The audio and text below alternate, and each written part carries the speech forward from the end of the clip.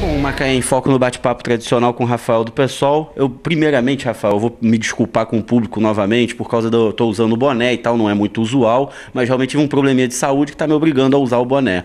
Então, agora sim começar a entrevista. Rafael, queria perguntar para você como é que está o PSOL, alguma novidade, o que está fluindo dentro do PSOL? Bem, boa tarde, eu agradeço aquela população que está me parando na rua para falar, que está assistindo, está gostando do programa, né? A verdade está sendo dita, né?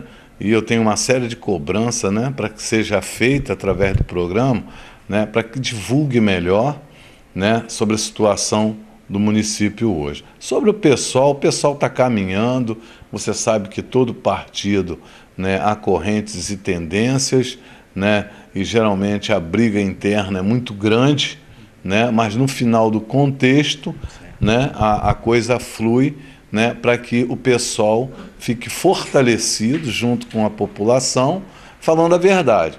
Você tira pela luta de classe da Janira, né, do Marcelo, do Chico Alencar, do senador que está lá brigando por esse problema do cidadão Cachoeira, né? Porque ele já não virou mais cachoeira, né? Virou um mar de lama. Virou um mar de lama, né? Eu não tenho nada contra o cara, que Deus ajude a ele para que ele volte a ser uma cachoeira, porque é a cachoeira onde as pessoas se reúnem, né, no final de semana para curtir. Mas essa cachoeira aí não está boa, não. E voltando a falar da população, torna a voltar a bater e agradecer também a população lá da ajuda de baixo, da ajuda de cima, né? Não só os comerciantes, mas as pessoas que convivem no dia a dia, né? Que está agradecendo porque tem uma pessoa que está divulgando algumas coisas que eles nem conheciam, né? E deixar bem claro, né, que a população não está satisfeita com o transporte público. É uma questão complicada. Logo que eu cheguei aqui, a gente estava em off conversando. É realmente deficitário o transporte público da ponte de lá até aqui. Fica realmente uma coisa complicada no município, né? Sim, não só de lá para cá, quanto daqui para lá. Eu, hoje mesmo, eu tive que me deslocar para o aeroporto, que eu moro no aeroporto, né, porque eu tinha que resolver um negócio do curso de inglês do meu filho. Então, eu vou te dizer, eu perdi mais de 1 hora no ponto do ônibus, tá entendendo? Aguardando um ônibus e todo mundo reclamando, né, da falta do... Quando o ônibus veio lotado. Aí eu te faço uma pergunta, 1h pouca da tarde, para 2 horas, você num ponto de ônibus, todo mundo reclamando, e não vinha ônibus, quando o ônibus vem, ele vem cheio e não vem diversificado. O que é um ônibus diversificado? Já que demorou, um para o novo hospital, um para o novo Cavaleiro, um para o Parque de Tubo. Só veio o Parque de Tubo. Aí tinha uma senhora no ponto e falou, meu Deus do céu, vou perder minha consulta que eu tenho no novo hospital. E eu só tenho aqui um ônibus que passa aqui. Então, é deficitário? É. Quem é o culpado de tudo isso? Não sou eu, nem você também que faz o teu programa, nem as pessoas que pagam a passagem, né? Então eu acho que o governo deveria estar se direcionando para que logisticamente a coisa acontecesse. Aí eu te faço uma pergunta, tá certo os ônibus tirar o trocador e deixar o motorista para resolver situação de pagamento? Eu acho que isso acaba atrasando um pouco mais a viagem. E as pessoas ficam impacientes também. Isso, as pessoas estão impacientes devido a essa situação.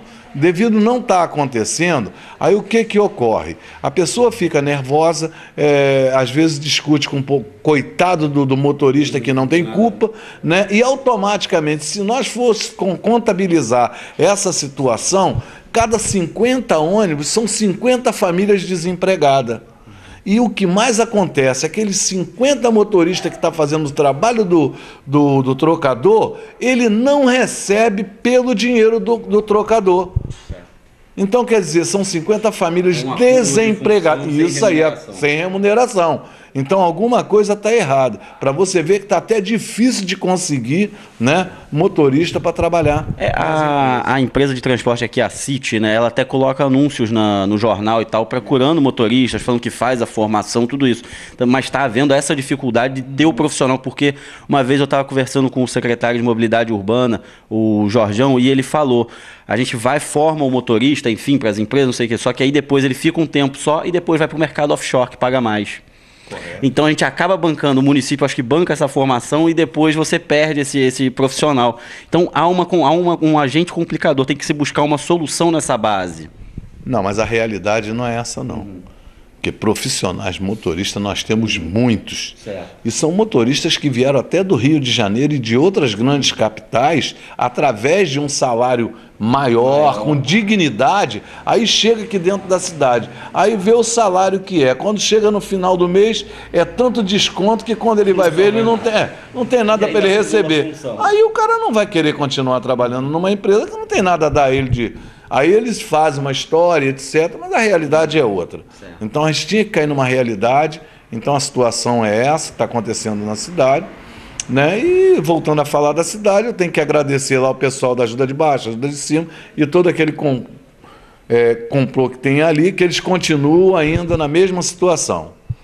Bom, correto, Rafael. Agora eu queria tocar num assunto com você também, já que o pessoal, você também está no partido, a presidência do partido, enfim. Então eu queria saber a sua opinião sobre agora o PT, o Partido dos Trabalhadores, que agora tem um pré-candidato, o Igor Sardinha. Não sei se já está 100% definido, porque o PT eu falo que é um partido multicolorido. Tem a ala verde, a ala amarela, a ala azul, a ala vermelha, de fato. Então realmente é um partido que eu tenho grande admiração, grandes amigos, transito em todos eles, com todos, seja de uma ponta a outra, mas realmente é um partido que é um mafuá internamente, que realmente gera coisas muito positivas, mas também acaba atrasando um pouco as definições. E como é que você está vendo essa situação do PT ter uma candidatura própria? Olha, é um pouco singular eu falar do PT nesse momento. Por quê? Porque o PT ele participou do governo durante 8 anos. Eles tinham tudo para construir o partido de uma forma bonita, com sustentabilidade, porque se hoje eles saíssem do governo, tá entendendo? Eles teriam um projeto deles plantado dentro da cidade, com uma credibilidade, seria independente, com uma credibilidade maior. E se você olhar direitinho, como você falou que ele é multicolorido, etc., há uma briga interna que ainda não chegou no contexto da coisa. Então, qual é a credibilidade hoje do PT dentro da cidade? Não sou eu que vou fazer o julgamento. Certo. Mas é questionável. É questionável. Eu não tenho nada contra o Igor Sardinha, eu não tenho nada contra o Danilo, eu não tenho contra ninguém do PT. Conheço alguns, tenho intimidade, tá entendendo? Respeito o tipo de trabalho que eles fazem dentro da cidade, mas para mim falar alguma coisa do PT, eu espero que depois de junho, né, que nós presenciarmos as perspectivas de trabalhos deles e avaliar esses 8 anos que eles passaram no governo, aí eu vou dizer para você, Pedro, certo. O PT está no caminho certo. Ou o PT não vai chegar a lugar nenhum. Mas eu estou torcendo que o PT chegue em alguma posição que eu possa até, de um lugar, aplaudir. Por quê? Porque geralmente tem um ditado antigo que eu aprendi com um cidadão chamado José Milbes. Antigo, todo mundo conhece, do rebate.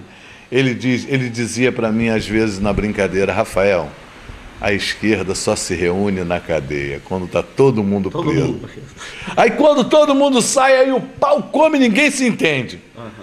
Então, José Milbes está certo.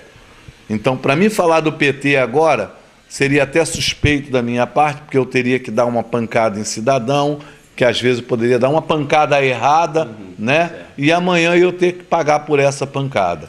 Então eu faço voto de coração que o PT ele se alinhe, mostre um projeto de governo e lá na frente não se entregue, né? Faça que nem o pessoal, caminhe numa direção onde a população possa dar uma credibilidade a toda aquela população que está ali no PT. Bom, correto, Rafael. Agradecer muito sua presença no programa. Lembrando a vocês, macaéemfoco@hotmail.com. Até breve.